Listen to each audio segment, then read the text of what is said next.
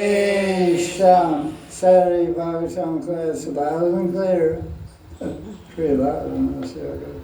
Om Namo Bhagavate Vasudevaya, Om Namo Bhagavate Vasudevaya, Om Namo Bhagavate Vasudevaya, Narayanam Namaskritya Naram Chaiva Narottam, Devim Saraswatim Vyasam Tato Jayamadire, Dashaprayeshu Bhakteshu Nityam Bhavata Sevaya, Bhagavati Tamashoke Bhakti Bhavati Naistiki, Krishna Sadamo Bhagavate Dhammagnanadini Saha, Kalanastratri Shamesha Puranarkadanodisa, Sarvayata Sarami Srimad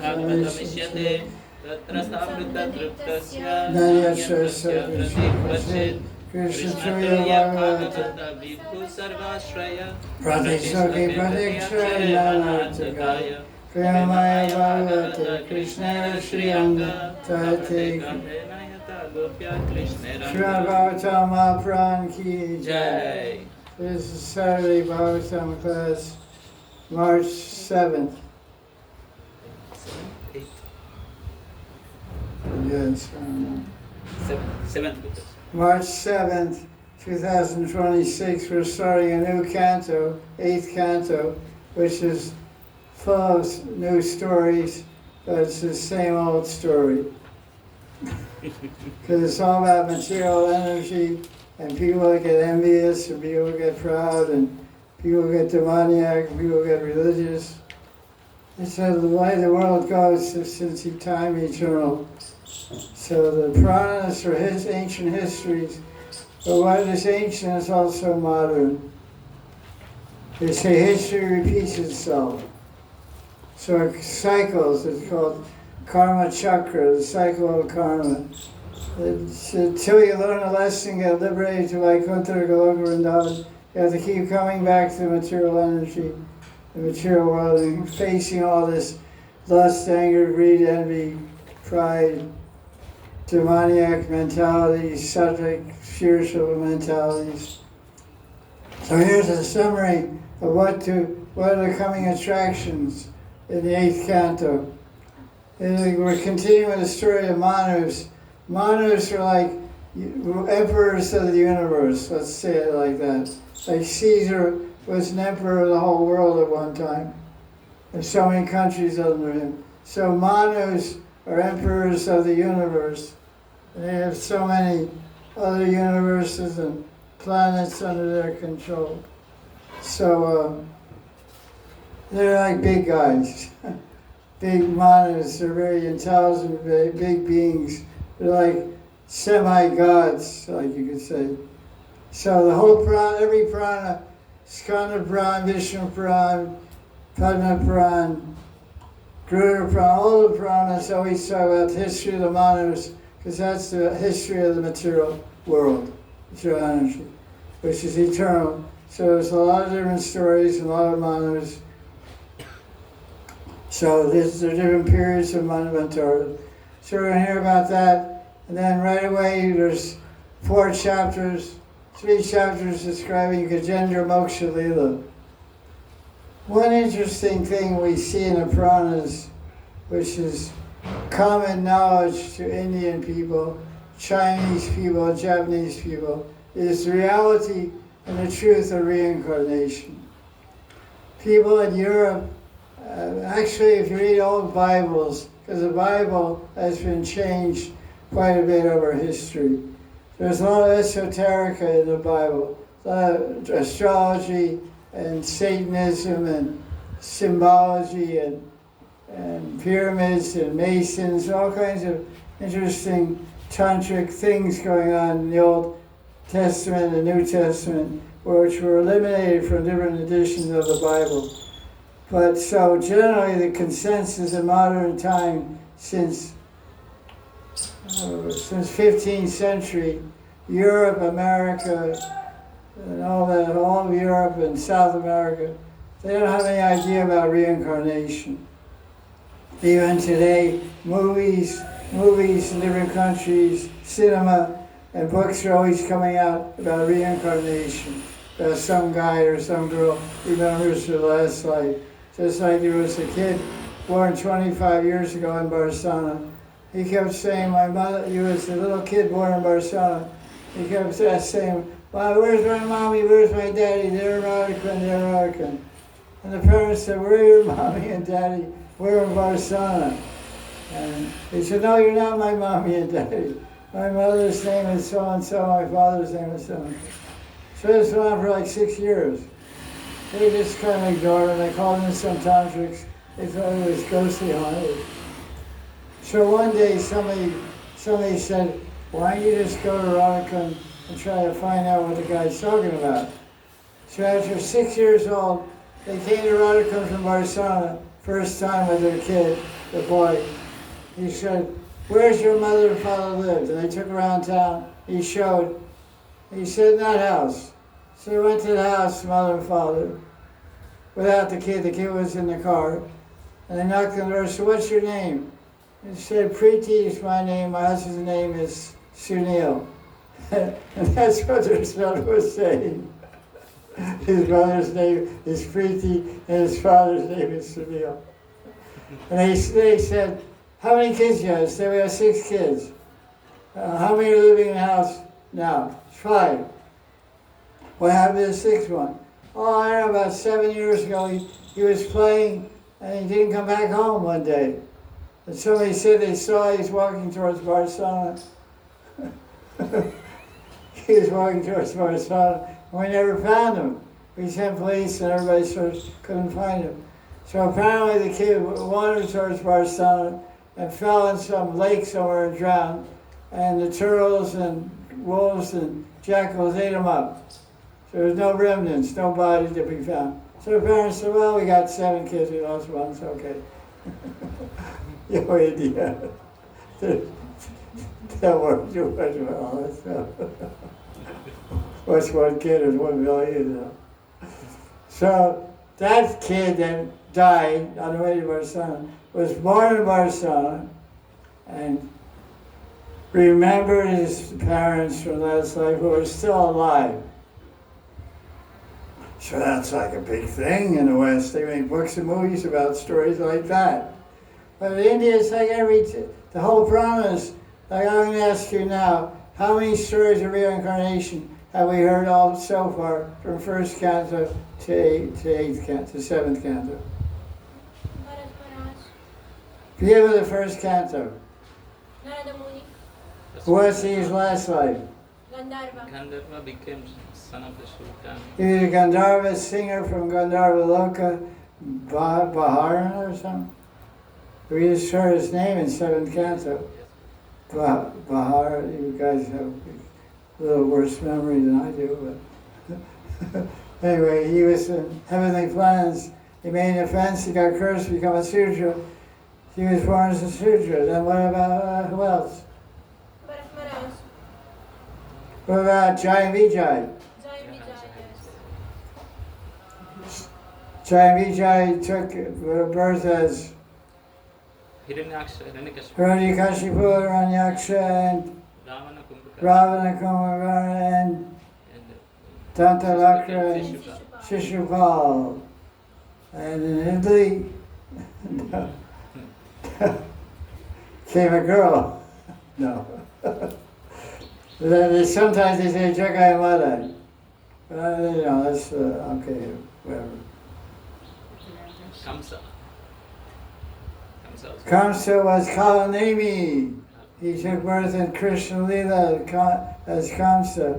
And so many people are there. And who became Kuja? That's Gauralila. Gauralila, Kuja became Kashi Mishra. In Puri, Kuja waited around for 4,500 years and appeared in Gauralila as Kashi Mishra and gave shelter to Gauranga, who lived in Gambhira in Kashi Mishra's house. So, Vidura, he was who? Yamaraj. He was Yamaraj, became a Shudra or Vidura, what do you call it? What's that? Pratilom, He's a Bandha or what? He's a Brahmin or Kshatriya? He is son of Kshatriya and Shudra. Shudrani. Yeah, anyway. So now we're in the 8th canto, and we're going to hear the story of Gajendra. It's another reincarnation story. He was a great king in Jaduna. And kings are in charge of a lot of people. So if you're a king, what's your next birth going to be? The king of the jungle. Elephants are called the king of the jungle as long as the lion's sleeping. If he wakes up, maybe a different story. But usually, the thing is, they have different places of kingship. Elephant is king of the jungle.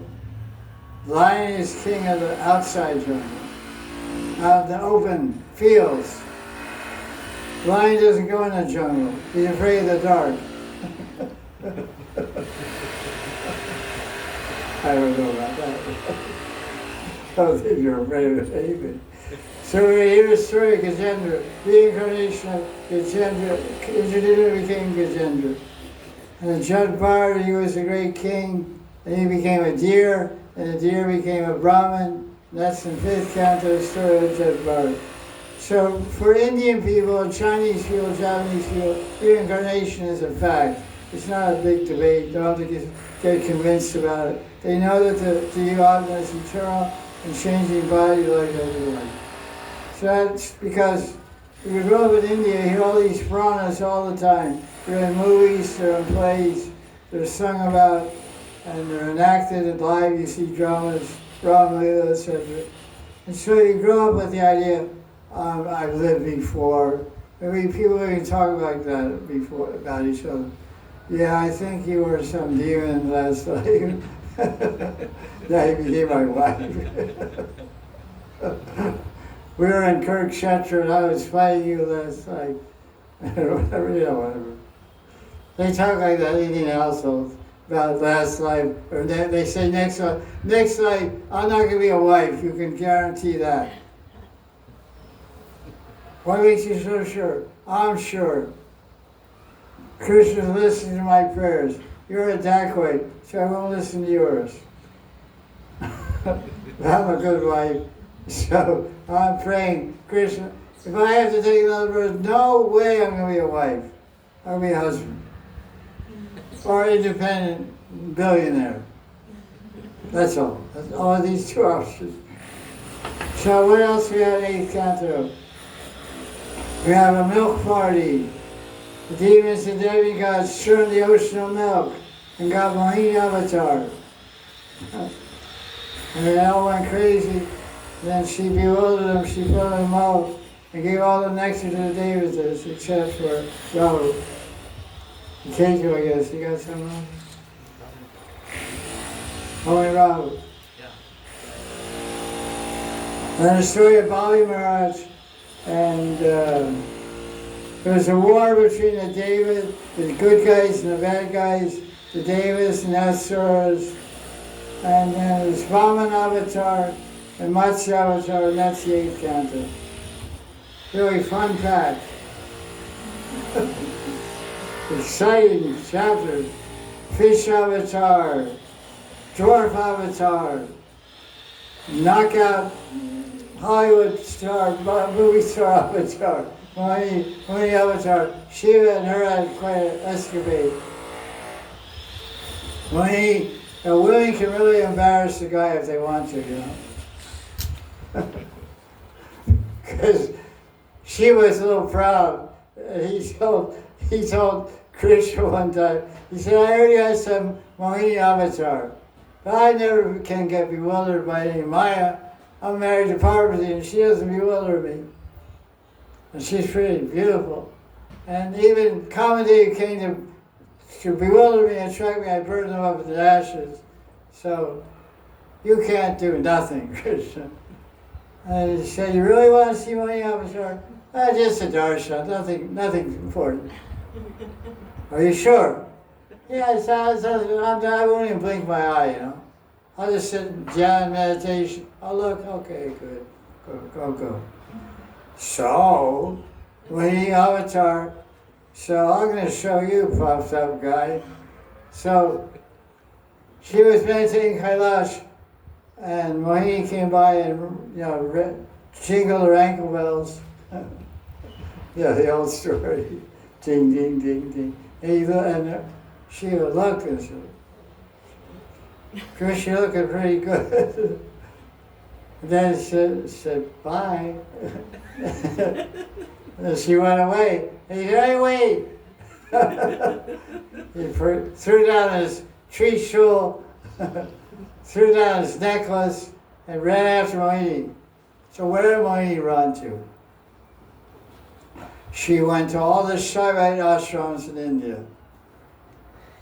All the meditating Shaivites and the Himalayas, Rishikesh, Hardwar, all the yogis are. Because they all worship Shiva, Bam Bam Bola, they take the sacred sacrament.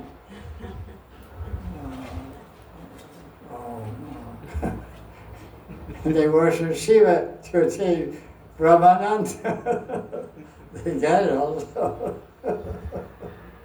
So Mohini ran by and all the cities were so stunned. What was that? Is that a Russian girl or what? I don't know, really bright. I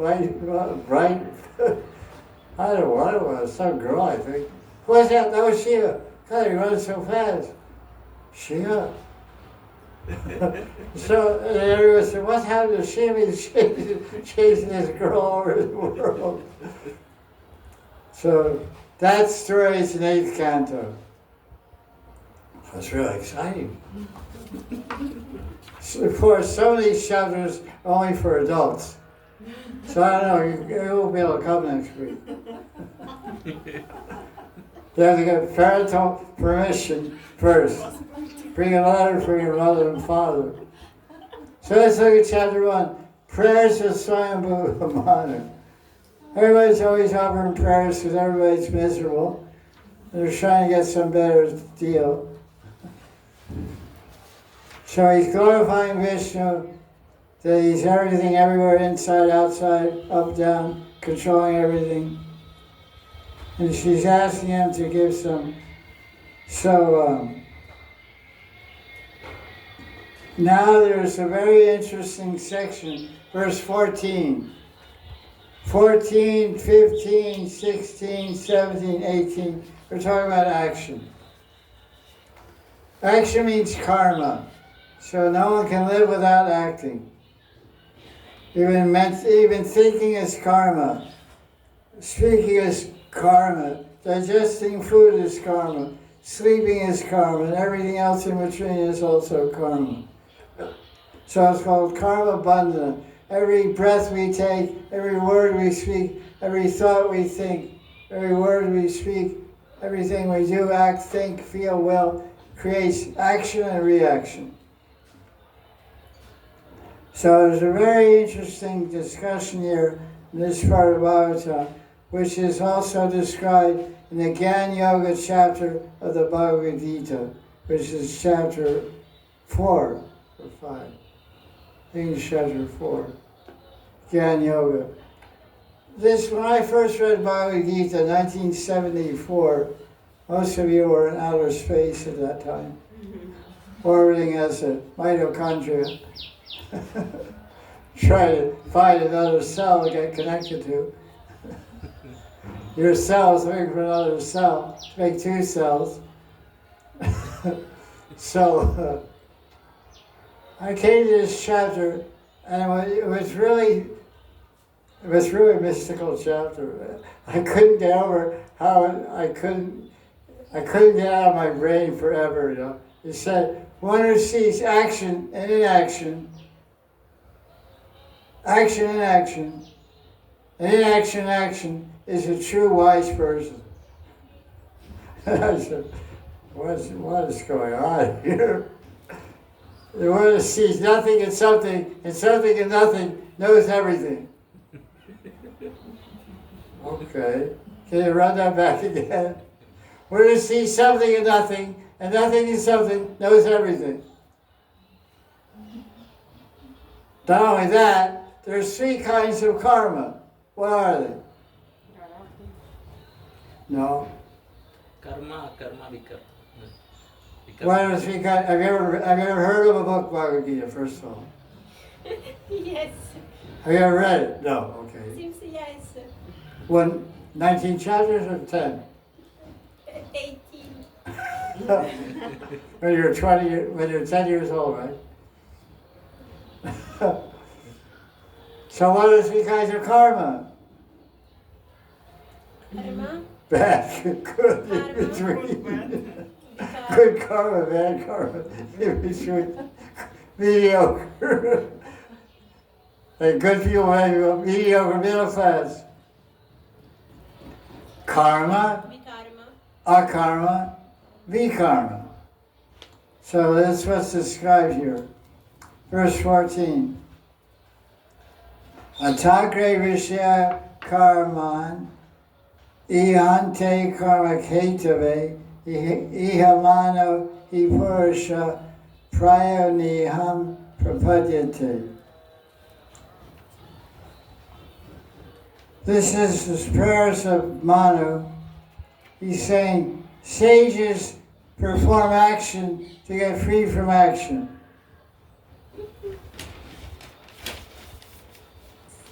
Text 15.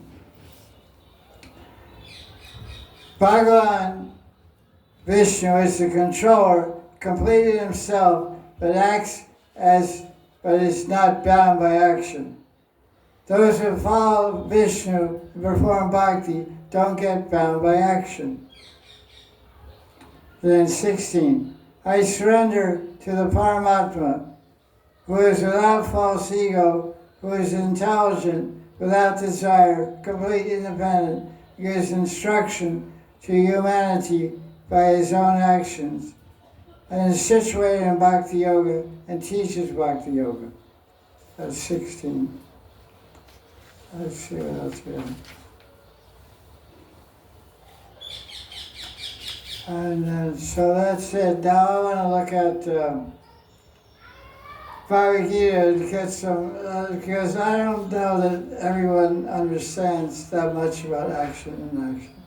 So I want to give some review of it.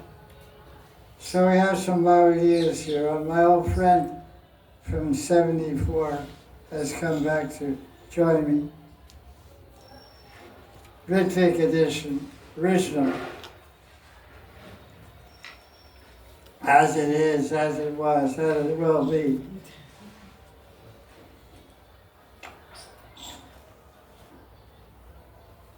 This is chapter 4 of Bhagavad Gita. It's called Gyan Yoga, Transcendental Knowledge. Verse 16.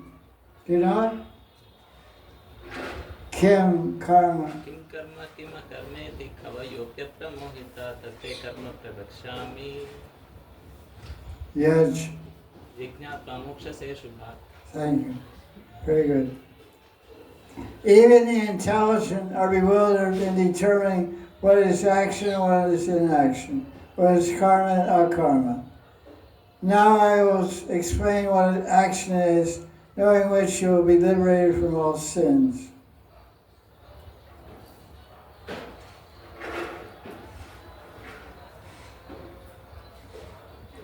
Prabhupada's commentary. To act in Krishna consciousness means you follow the Guru in disciplic succession. Krishna consciousness was first explained to the sun god, and he explained it to his son Ikshvaku, and Ikshvaku explained it to Manu, and Manu explained it to all the Manvantaras. Verse 17. The intricacies of action are very hard to understand. One should know what action is, what forbidden action is, and what inaction is. So in chapter 4, verse 17, Krishna mentions these three terms, vikarma, akarma, and karma. So one should know what is akarma, vikarma. Karma, akarma, and vikarma.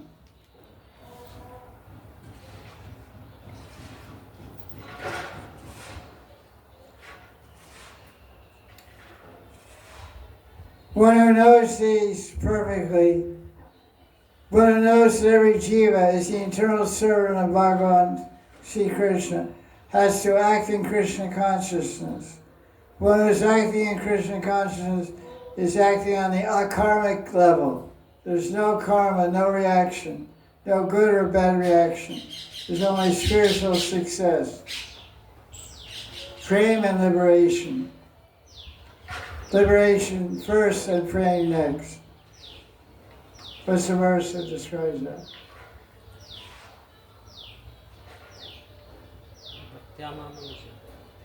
Brahma.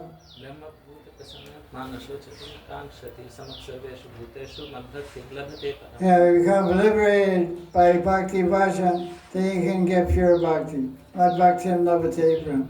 When you attain my devotion, which means my prema and bhava, we get liberated from all karmas and contaminations in the consciousness. Chaitodharma marjana. So, verse 18, chapter 4. One who sees inaction and action, action and inaction is intelligent, is transcendental. So inaction and action is bhakti.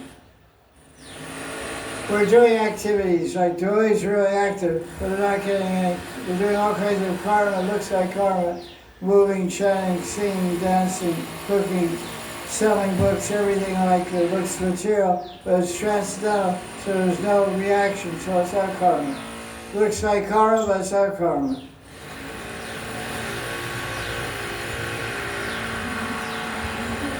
Sounds like a jackhammer, it is a jackhammer. It seems like it's disturbing, it is disturbing. What to do?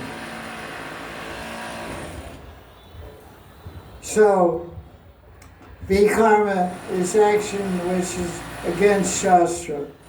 So most people, everything they're doing is against Shastra. It's not supported by Shastra. Shastras tell us how to live, how to act, how to eat, how to think, how to work, how to cooperate, how to live, arrange human life cooperatively and harmoniously with others, with nature.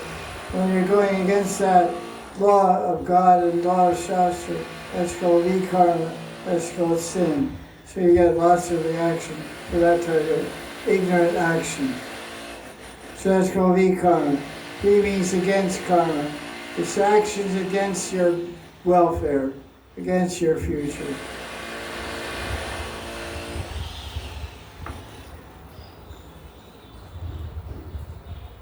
A person acting in Krishna consciousness is free from karma bandhana, the bonds of karma, because all their activities are performed to please Krishna.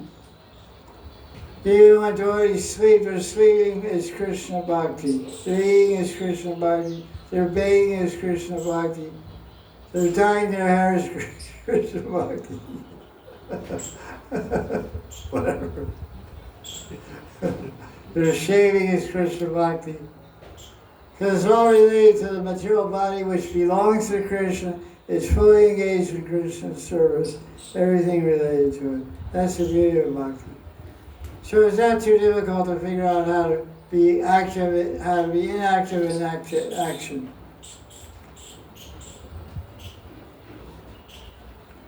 We can read the other Bhagavad Gita, but I don't feel like it. So let's go on. Let's go on to this chapter. Chapter 1. So I want to get to the story of Gajendra. It's a really exciting story. Reincarnation story. How a king became an elephant. How the elephant became a spirit, got a Siddhadeha. Spiritual body, elephant got a spiritual body. That's described in 8th Canto of Bhagavatam. Okay, let's go on to this chapter. All kinds of different avatars. All goes to chapter 1, now chapter 2. My God.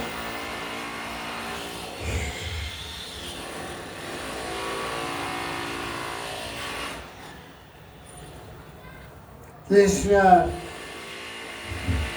Gajendra fights with a crocodile. Makardwaj. crocodile, Makar Makar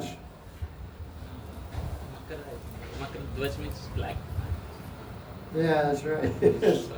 Makar? No, it's Makar. Makar. What's Hindi for crocodile? Magarmachi. Magarmachi. Magarmach. Ah. Okay. Crocodile fish. Must be a fish. Okay. This describes a beautiful mountain, Trikuta. Anyone ever heard Anakut and Kartik? What's Anakut? Hill of Prasad. Gaurang Leela, Gaurang Puja, Anakut, Mahotsav.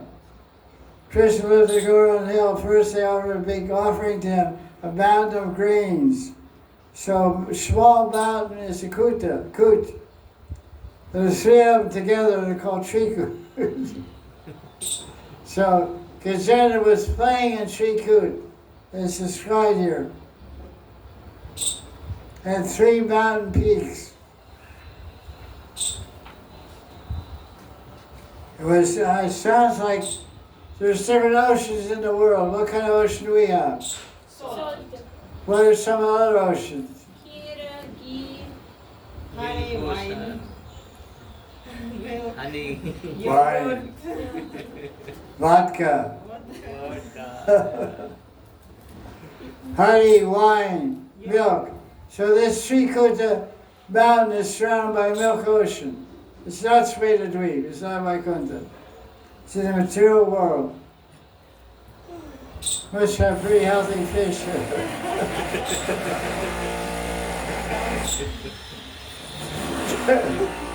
Cow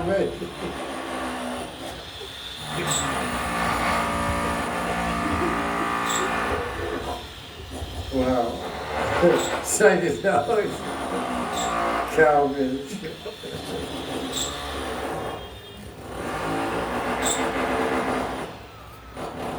Check it out. The milk ocean, what color are the waves? Gonna read the book? Try reading it, good trick. Verse 4, in case you can't read it.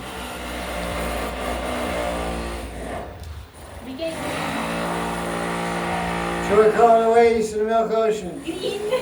That makes sense, right? No. Green grass come to No, because there's emeralds all over the place. That's a nice ocean. All kinds of devatas go there. Siddhas, Charnas, Gandharvas, Vidyadhars, serpents, Kanaras, Apsaras. Everyone's playing in that mountain. I didn't understand verse 4. The mountain became green or the ocean? There's washed away some milk because it became green. Because the emeralds. The mountain whose base was washed around by the milk ocean became green land. Green land, so is the mountain green or the ocean? I don't know. Confusing. The waves became green. What does that mean? The waves were green. Come on. green ocean makes green waves.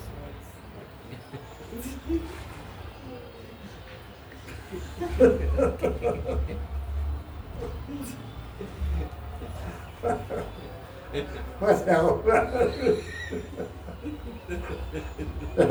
That's so important. I don't know. Go there and find out, man.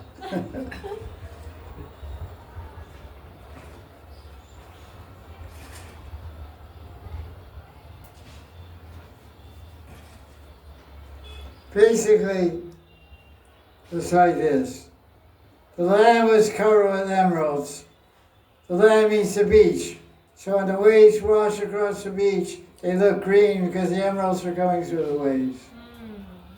But in the ocean, the waves are white because of the milk ocean, as our professor from Russia explained to us. Our meteorologist, our oceanographer. So,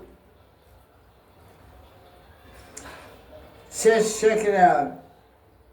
The Kinnaras were singing in the caves.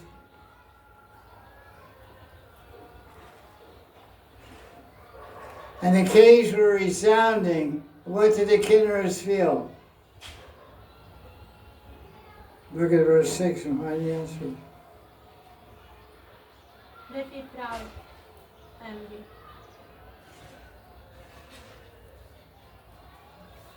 Excuse me, what did the lions feel? Lions feel envy. What? Proud. Proud.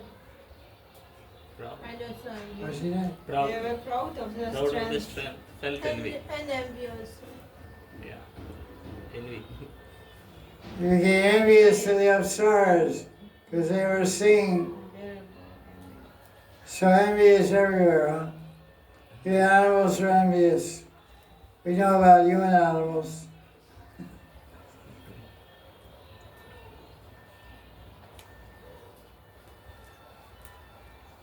The air was fragrant, the water was fragrant, with the perfume from the heavenly women bathing there. Uh-oh. Those are good smelling ladies. They smelled nice. It's the old trick. That's the whole thing. So all the elephants, the elephant came near all his wives and wanted to play in the water. So elephants having jumped Kaylee with his wives. He's enjoying. The crocodile was envious because, that's the way he is. He said, look, he's got all these wives. He's having a good time. My crocodile wives don't like to play like this.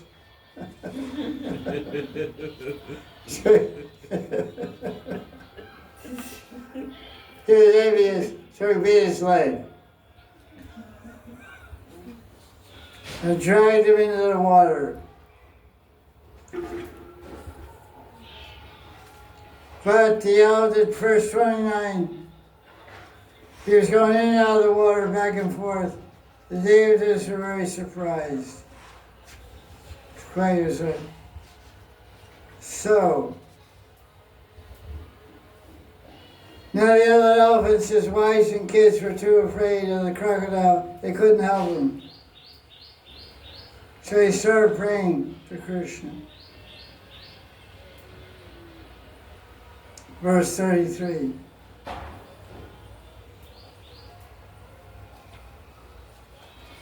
So that's a nice chapter there.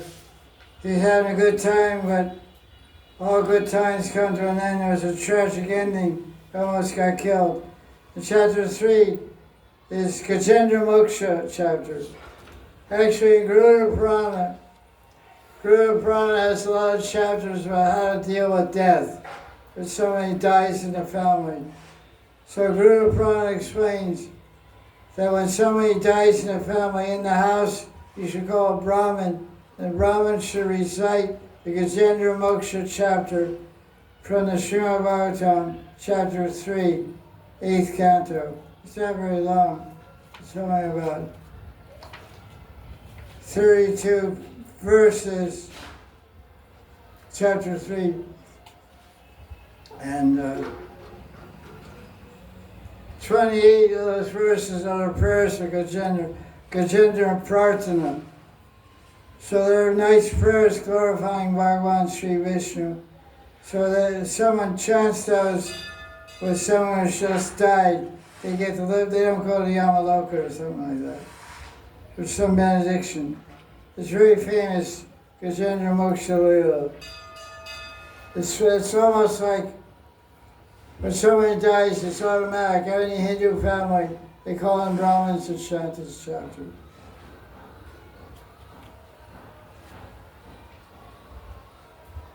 So Gajendra chanted 28 verses that he learned as a king in the previous life. So I want to make a comment on this, how important it is to memorize shlokas. There's slokas, verses that glorify Krishna's beauty or Radharani. Every devotee should have a collection of, like, you could say 10 10 favorite verses that generally it's a fashion of devotees because in Bhakti Rasamrita Sindhu, it talks about Bhakti Sadhana, 64 limbs of Bhakti. And in that chapter, it has about 9 verses that describe how sadhaka interacts with the murti in the temple. Supposed to clap his hands, supposed to dance enthusiastically. Jai Jai Shri Radhe Shyam. So, 9 verses talk about interacting with the murti in the temple as limbs of bhakti. Dance, it says one should dance frenetically. Frenetically means like madly in front of the deities. Clap the hands. Sing prayers and stutis. Recite self-composed or famous stutis and stavas in front of the murti. This is a devotional principle. So, this Gajendra was a king in the last life, Vaishnava king, and he had a temple in his palace. He used to go before the temple murti and recite prayers. Little did he know that he's going to die and become an elephant next life. And out of memory, Krishna will give him memory to remember those prayers. And when he's about to die, he'll remember those, Krishna will give him memory of those prayers. And he'll speak those prayers in the elephant's body, and Krishna will hear the prayers and come and save him. He didn't know all that. So we don't know what we're doing now may save us in the future. So I know one time when I used to do more Prikva take darshan, I would recite 2 verses from Gita Govinda, and then a verse from Vilapkusumanjali, and then 9 verses from Brahma Samhita. So it takes about 2 minutes. I would recite my prayers. And if you regularly go to temples around Radhakund and Prikkumar, you'll see different devotees. They come in and do the same thing. You'll see they come and stand there, maybe quietly doing something with loudly, big show of it. And it's their bob, you know. That's a very nice practice to do. So Gajendra in this chapter, he's in the lake at Trikuta Mountain, in the beautiful lake there, or ocean, whatever, bathing, getting eaten by an alligator, crocodile. He's reciting prayers. Ishvara Parama Krishna Satchidananda Vigraha Anadi Radha Govinda Sarvakara Kama. What's that? Advaita Machuta Anadavanata Rupa. You know, Brahma Samhita is very nice. A lot of people know it. Vedam Kamatam is meditative prayers, meaning. So I'll get to those prayers. I just said that as an introduction. Okay, let's get into the chapter. What is it? Chapter 3. So it's 28 prayers begin verse 2. They go on and on and on.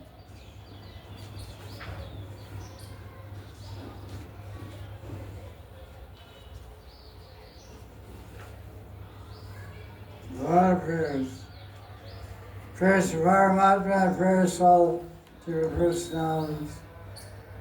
Verse 19. This is a very nice prayer. So give us a Sanskrit of this one, 19. Yam dharma kamata vimukti kama bhajanta mishtam. Louder. Yes. You're just squeaking like a mouse. Yam dharma kamata vimukti kama bhajanta mishtam gatimapnuvanti kim chashishorati api deham abhyayam karotu me dabhra dayo vimokshanam. So which Sanskrit means free me from samsara. What's the Sanskrit for that? Vimuktikama. Huh? Vimuktikama. What's he say? Vimukti kama. Explain.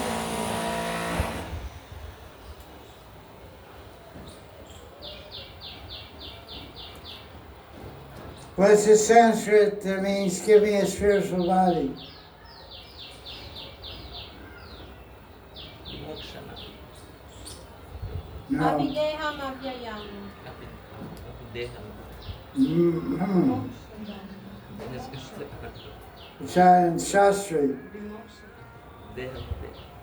What's the Sanskrit for body? Deham. Deyam. Deyano Srinyata Dehi Kumaram Javanantra. Avya means, what does avya means? Very common word in Gita, avya. Without any limitation. Inexhaustible. Inexhaustible, eternal. Eternal Deya, Deyam Avyam. You see that? Yes. That means spiritual body. Let's see this PVC book here. Let me see a book.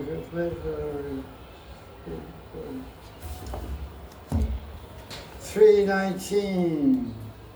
Okay, let's see that. 319.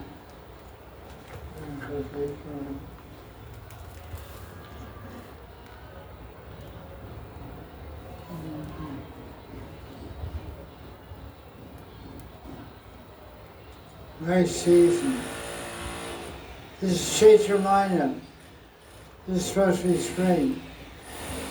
What verse is it? 19. 19. Radha appears on Purnima this month. It's the appearance of Radha Chaitra Purnima, according to Jiva Goswami. Krishna killed Vrisasura at the full moon night of Chaitra before Rasa dance. Great night for Rasa dance. Hot days, cool nights, dancing on the bank of Yamuna are about to be there. Cold breeze, you're sweating, and they jump in the Yamuna. Oh, beautiful. You should go out a boat ride or something. Sleep on the banks of Yamuna. You know, a blanket. Try to teach yourself. Wild dogs, what he does or something.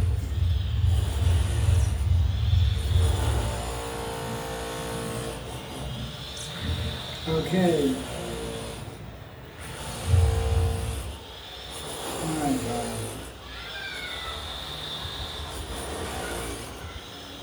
God. Spiritual day on body. That's pretty easy. Okay. So what is Gajendra praying for? Siddhadeha. Siddhadeha. When did he start that prayer? Is ever to leave his body. No. In his When did he start the prayer for Siddhadeha? when he was a king.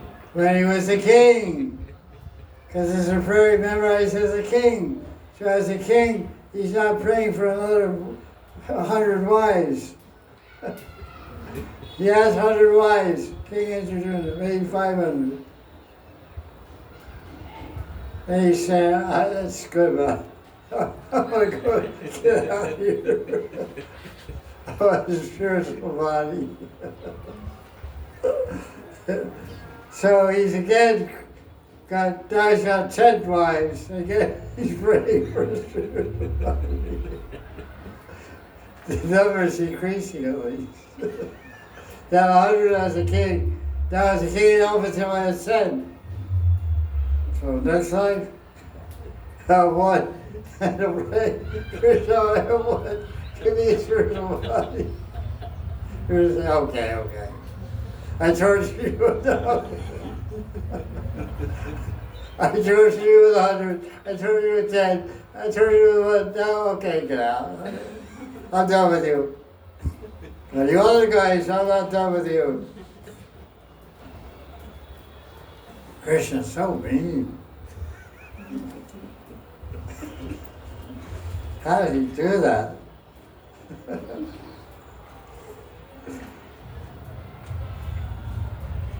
So, commentary Vishnu 19. Oh Bhagavan, liberate me from the crocodile, samsara. Give me a spiritual body and prema bhakti. Great prayer, beautiful prayer. In the Srimad Bhagavatam, there's 8 examples of personalities that got siddhas, spiritual bodies given to them by Krishna at the time of death. And Gajendra is one of them. Now it's very funny thing here. This verse 24, 20, there's 22, 3, 4. This verse 22 is a very nice prayer of Gajendra, but the Devatas take offense. It's a prayer to Vishnu, but the Devatas are offended. Just see the mentality. Why are they offended? They're thinking, listen, Brahma was offended, Shiva, Indra, Varuna, all the Devatas of the universe. This Gajendra is suffering, about to die. He's in our universe. We're the protectors, we're the maintainers. We're the great Devas of this, lords of this universe, Devas of this universe. Why isn't he praying to us? Why is he praying to Vishnu? He's ignoring us. He's stepping over us. They took offense. This is told later. You'll see. I just point out. Because what does he say? What's the offense he made? What's the Sanskrit? Here's what Gajendra is saying. Brahma and other Devatas, they're controlling moving beings and non-moving beings. They're lesser expansions of Bhagavan. That was the offense. They're just some cheap expansions. Oh yeah? So what did they do in response? They didn't respond. Okay, get eaten by a crocodile, big guy. You're not calling on me over there? Go ahead. Wow. Now just think about it. There's a lot to be learned from this verse. Let's see. Let me just look at it here a little bit.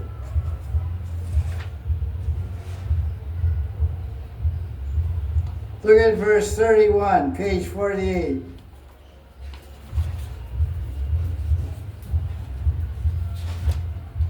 So when Vishnu went to liberated Gajendra from the crocodile, killed the crocodile, all the Devas went there. What did they do? They started praising Gajendra. Why? To free themselves from their Read it. offensive thinking. You can't read? 48, what does it say? They absolve You themselves. can't read 48? You know how to read? 48. The Devatas also accompany him with trials in order to absolve themselves for their offenses, confessing thinking. To absolve themselves for their offensive thinking. What does that mean?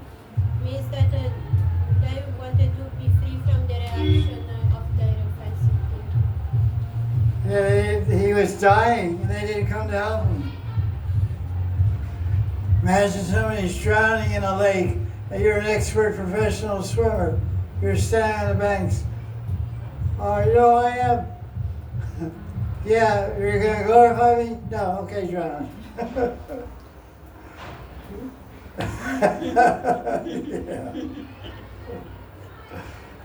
So, probably they're all watching him with the alligator. And he said, you're lesser demigods. Hey, Shiva, you heard that? He's offending us. Let him drown. Okay. So now, oh my God, he's a favorite of Vishnu, our boss. Oh, Gajendra, you're a really nice guy. You're a really good guy. So they started praising him. They didn't want Gajendra to curse them. I thought, I just want to point this out because now think about it. These personalities, Brahma and Shiva, what kind of bodies do they have? Subtle. Their bodies only made of intelligence. We have mind and senses, and we're so full of envy because of these mind and senses, these gross bodies which are full of envy, greed, lust, all this stuff. But these guys don't have any senses, gross senses, or mind. They have bodies made of booty. Even then they get envious and get proud. So see how difficult it is to get free from material attachment and anarthas. It's a very interesting point. Maybe you can, because when I read that chapter 31, I said it made offense. He was got offended because he didn't glorify them. He didn't ask them to, he said, these guys are lesser. In verse 22, he said, these guys they're small timers. King Consider was so proud. The King was so proud. He made that prayer.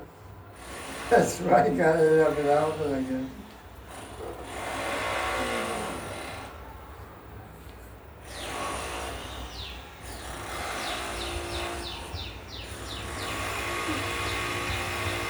Verse 30, commentary. The devatas like Brahma are appointed by Vishnu to protect the religious. They did not come because they were unable to protect Gajendra. They thought, Gajendra has not praised us at all, or rather belittled us. He's insulted us, calling us minor devatas. Verse 22. So let Vishnu take care of it. What do we care? That's really good one. So let Vishnu, who he's praising, come for him. When they showed such indifference was out of false identity. Their abhiman. It's a very amusing section to me. These powerful guys, Brahma, Indra, Shiva, they're proud. Because I read this chapter so many times, I didn't see all this, you know.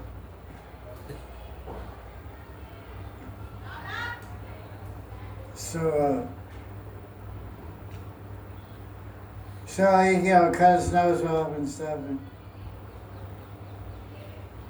Check it out. Look at verse 33. How eager Krishna is to save his devotees. Because Gajendra was going too slow.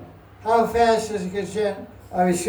Garuda, the carrier of Vishnu, is Garuda, the big eagle. How fast does he go? Greater than speed of mind. He goes as fast as the speed of mind. How fast is that? Very fast. Pretty fast. So it was too slow for Vishnu. He jumped off Garuda and ran on the beach to cut that up crocodile.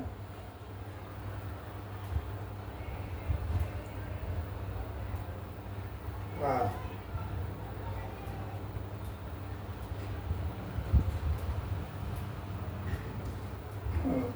There's really so much psychology, and so much emotions in all these videos. Look at Vishnu's commentary. The devatas were watching Vishnu cut that off the crocodile, were absorbed in it. But after Vishnu did it, he totally ignored the devatas. He's like, you guys are bums, you know. You didn't protect this poor guy. I had to come all the way down here to Canto to save my joy because you guys are so puffed up. What kind of lousy disciples are you? Because they're all Vishnu's disciples, you know. Oh, Vishnu's so great. You got it. I love this psychology. Okay, let's read chapter 4. I know you only read chapter 3, right? Yeah, that's right. So I'm going to summarize chapter 4 for you. But I know you were eager to read it, but didn't get a chance.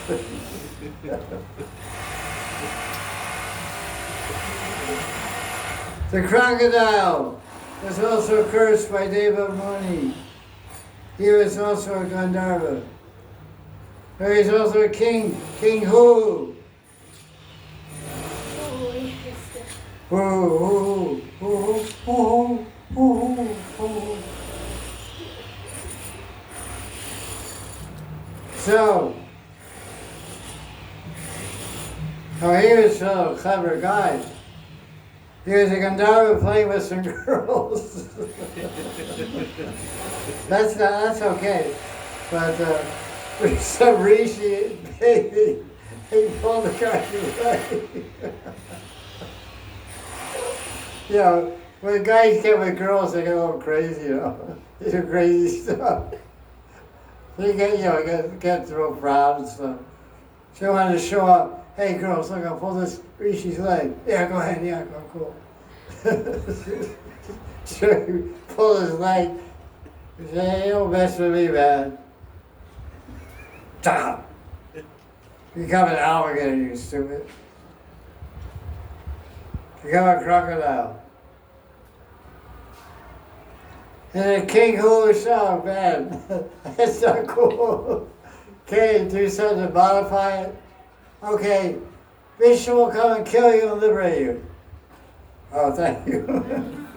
That's a good deal.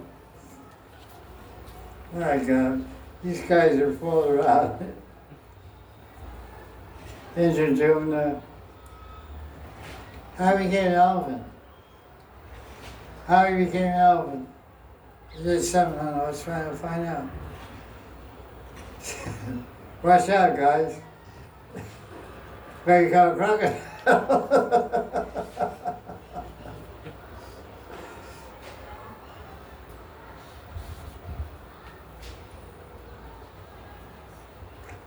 Okay. Well, it's interesting. Verse 12. What? Verse 10 and 12. What's she saying? Says Verse 10 and 12. that he becomes I'm not there yet. elephant. What happens then? Now, how Indradyumna became like Okay, I'll get to it later. Wait a second.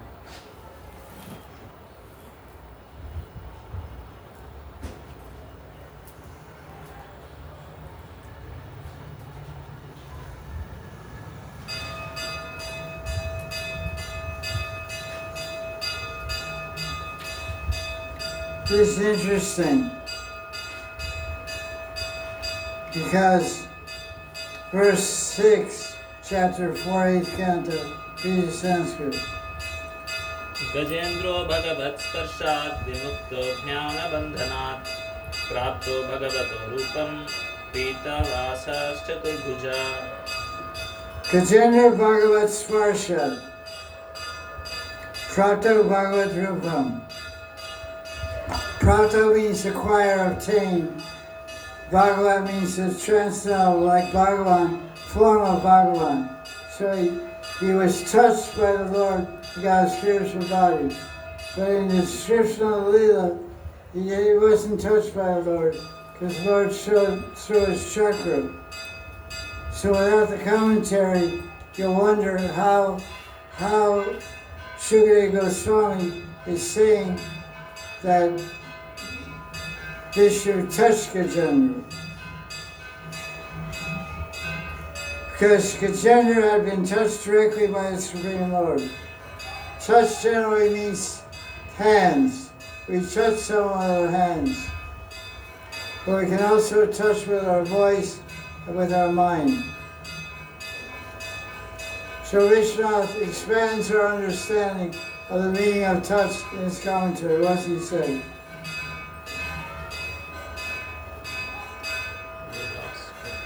But the Lord's contact with his mind and voice. So Gajendra mentally was speaking these prayers that he learned as the king Indraduna. Mentally he was offering these prayers to Vishnu in distress by getting attacked by the crocodile.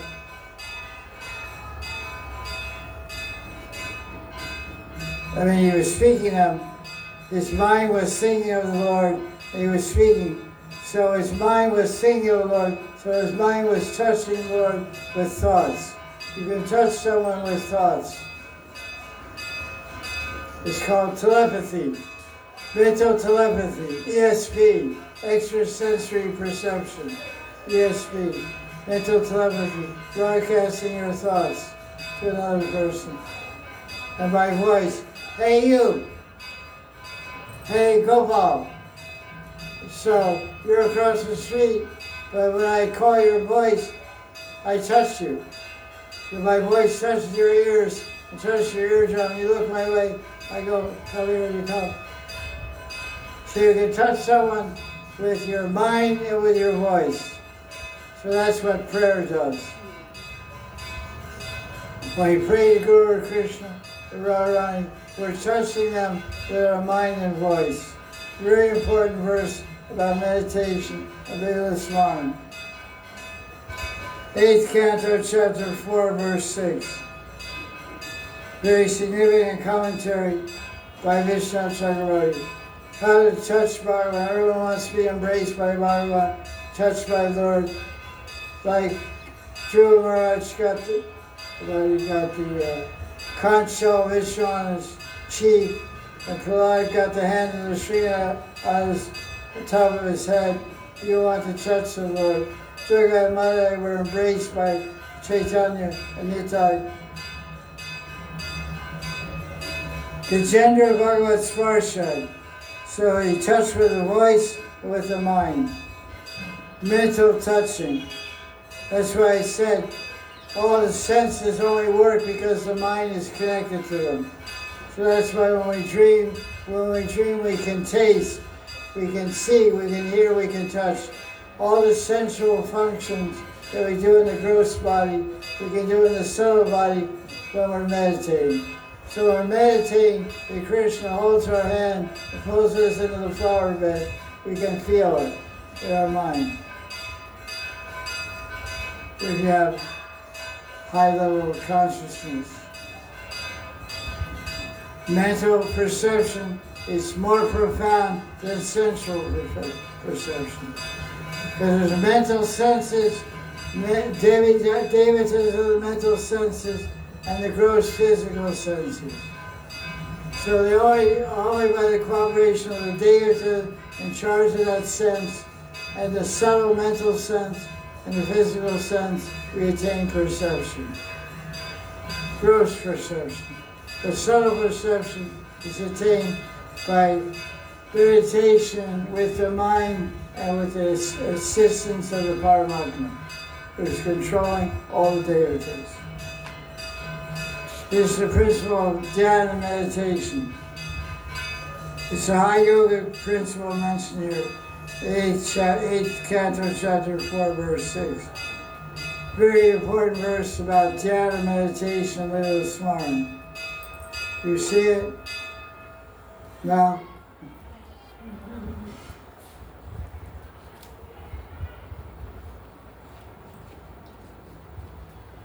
Gajendra was the king in Dradumna, he was a Vishnu Bhakta, and all that stuff.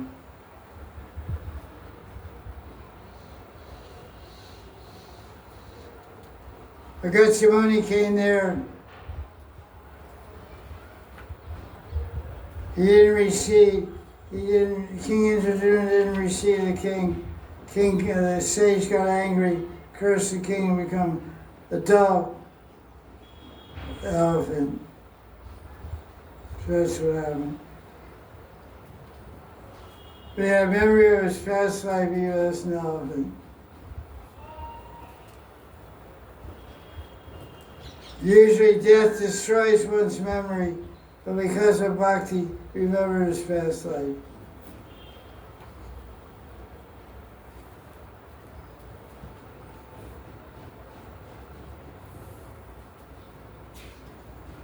This is verse 11 and 12, chapter 4.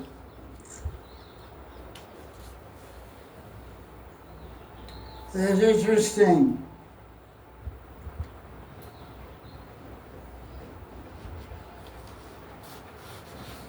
Archananubhavena.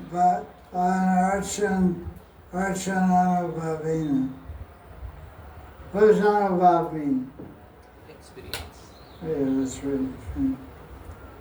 So actually we can see, as kings usually do, kings usually the type of devotional service they do, they don't walk around with chop beads and studying Bhagavatam. Usually they do deity worship. Most kings establish big temples. You see, all over India, there's huge temples all established by kings. The Chola kings, the Pandya kings, all different kings in different regions, North and South India. Like big temples of Vrindavan are all established by kings and queens of India. The temple of Govindaji was established by Maharaj Akbar. It was built by his minister. It was appropriated by his minister, Man Singh, who was a Rajasthan king working for Akbar. He got all the stone and built Govindaji temple because he was the disciple of Raghunath Bhatta. Raghunath Bhatta built Govindaji temple as an offering to Rupa Goswami, with stone donated by Akbar. So there's many temples, king, queen, take the Thekari temple down by Keshigat, the big temple there, by the queen of Manipur. Many temples in Vrindavan, all over India, are built by kings and queens. So what does it say? What is the type of devotion Injuna was doing? What does it say in verse 12? Archan, right? You see it? Yes. Hari, H-A-R-Y means Hari. Hari Archan. What does that mean? Worship of Hari. Archan means worship. Archamurti. Archan is the process of worshiping a Murti. You see verse 11? You see it? Hari Archan, you see? Yes. H-I-A-R-I, I becomes Y because of Sunday. Haryacharana Bhavena. Anubhav means experience. What is your Anubhav? I've met many Babajis and sannyasis while living the last 35 years in India. And they say, how many years you're living in Vrindavan? How many years you're doing bhajan? The next question they ask him, what's your Anubhav? Did anyone ever ask you this question? What kind of Anubhavas have you had? It means what kind of experience have you had? Have you seen Krishna? Have you seen Radharani? You just that. Sometimes it's a little embarrassing, but you can't say much. And then you ask them, then they tell you and say, Jal, Kriva. So there's a lot of power in this Bhagavatam. It's called Shruti Phal, the fruit of hearing the Bhagavatam. Shruti means hearing, Phal means fruit. Not everywhere, certain selected chapters and certain cantos have Shruti Phal. So anyone who hears Gajendra Moksha is secure for bad dreams. It's a very short thing. You can read this whole chapter 1 through 4 in 15 minutes. You can read it. It says you get up early in the morning after a bad dream and read the Sanskrit or English, and you'll get free you from having bad dreams. You see that? That's in verse 8th canto, chapter 4, verse 14. Destroys bad dreams. Do Swapna Nasha. What do we say about Ganapati? Ganesh, what do we say?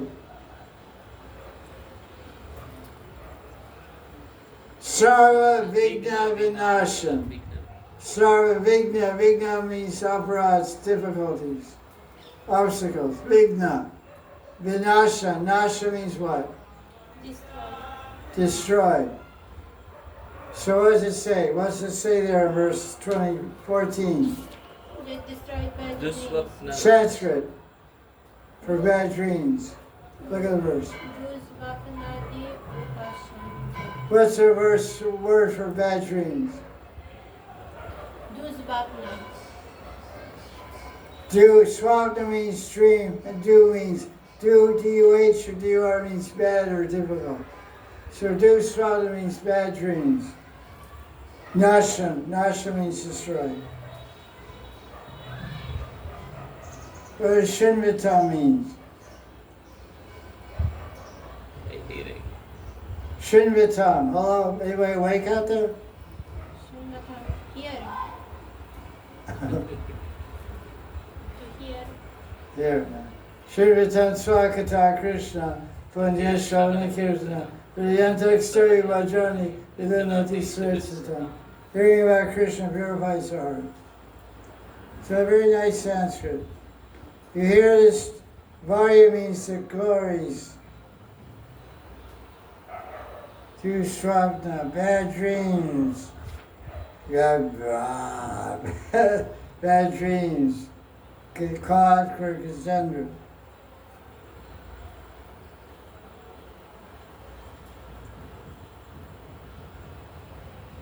Look at verses 17 through 24.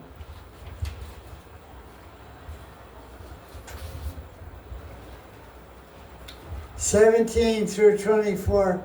What principle does this describe? This long dissertation. What limb of bhakti is being described there? Smaranam. Smaranam. What do you say? What limb of bhakti? I think Smaranam. The behavior. What's she saying? Behavior. Behavior of. No, actually it's describing meditation. There's different aspects of meditation. There's Rup Dhyan. When you meditate on Kala, Desha, and Patra. You meditate on time and season. You meditate on Patra, which means a person. And Desha. Desh means place. So this is about four-arm form of Vishnu, concentration of the mind with great attention upon my form. So where is that in the Sanskrit?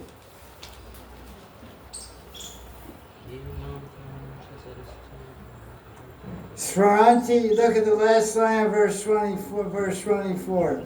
Swaranti mama rupani muyanshinti. Mama rupani swaranti. So we should concentrate our mind on the form of a Krishna standing on the banks of Radhakund. So you take this verse and substitute the Vibhav, Alamban, Vishai, Krishna, and all the other persons, and his peacock feather, and his turban, and his flute, his yellow shutter, and his gunjamala, and he's surrounded by Dalita Vishaka, Ruparati. And you're in the spiritual world around Krishna. Not Nara and Brahman, all those guys. Forget those guys. You have to see everything connected to your goal. This 8th canto, Gajendra and Vishnu, all that, we want to connect everything to Radha and Krishna Vrindavan with gopis and manjaris. You see it?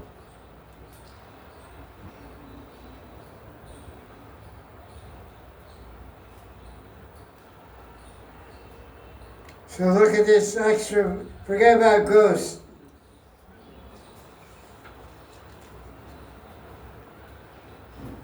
Who's speaking in this verse 25? Quiz question. 10-point bonus. Hari. I don't know. Who's speaking in verse 25? Vishnu. It can be Narada speaking to Yudhishthira also. And offer me the prayers offered by you. Yes, offer me the prayers most.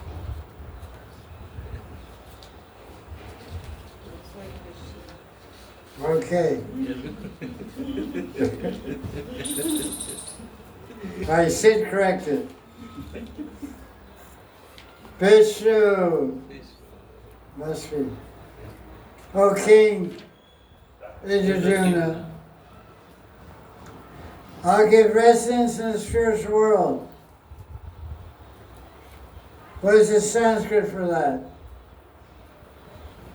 Verse 25.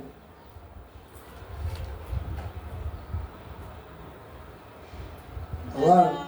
Dadami vipulam gatim.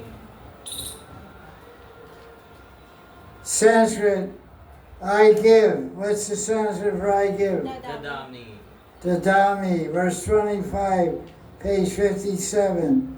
Gatim means what? Param gati, gatim means what? Goal. Destination.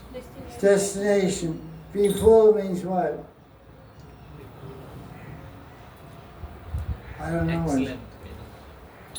I look it up. I can look it up here.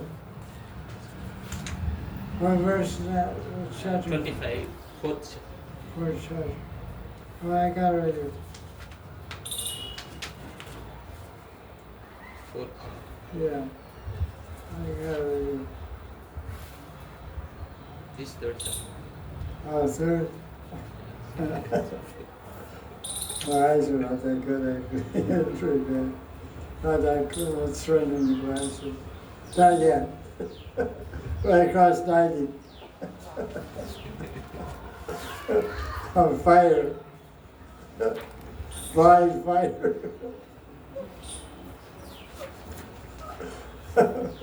Okay, we got it on this one. I have a lot of ego, you know. Glasses don't look good.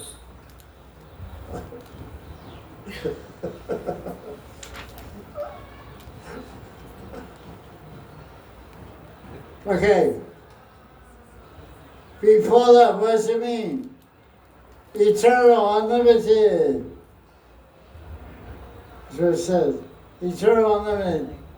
Eternal, transcendental above spiritual world. So that's better than ghosts. So, Gajendra Moksha story frees you from ghosts. And takes you Goloka, Ghost Loka. Goloka.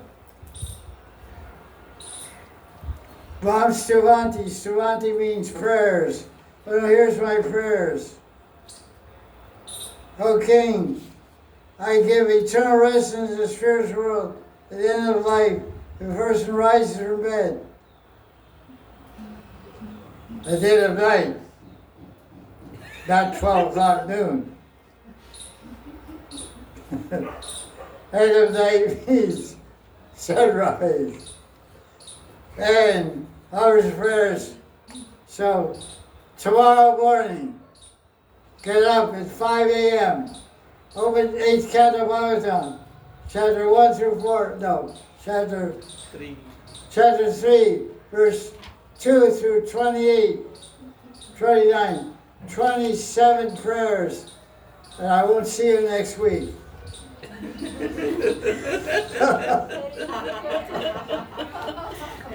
Promise you'll do this. You guys.